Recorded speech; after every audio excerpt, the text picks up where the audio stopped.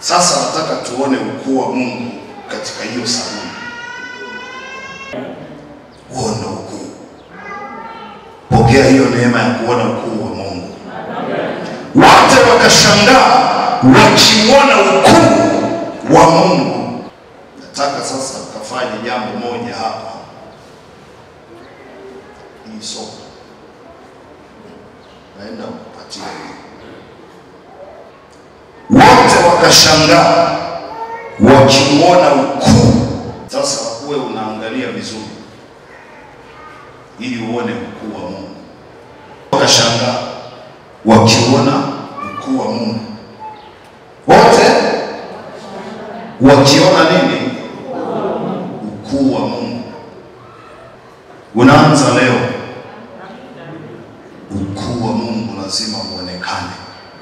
Kama hauonekani basi hatumwabudu Mungu. Sasa atakuwa ni mwingine asiyeonyesha ukuu wake, asiyeonyesha umwamba. Yesu lazima aonyeshe yeye ni mwamba akiwa na bibi harusi wake.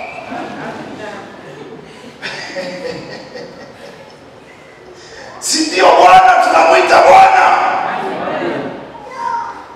Alijionyesha kwa Farao, alionyesha ukuu. Kazi za mikono yake. Umeshikilia maji, nataka ukamkaushe na hiyo sabuni. Ushuke hapo kwa mpona.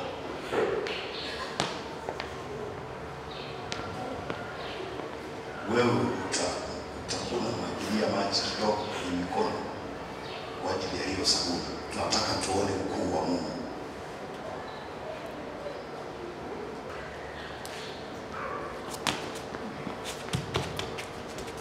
Tuone ukuu wa Mungu. Nataka tuone ukuu wa Mungu.